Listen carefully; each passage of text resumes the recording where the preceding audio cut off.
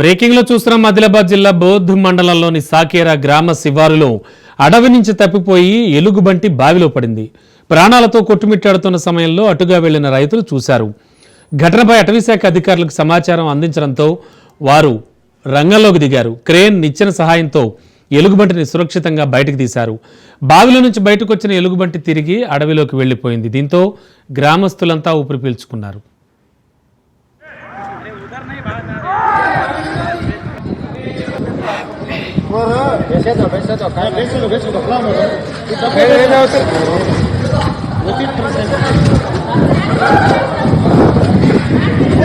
Gracias.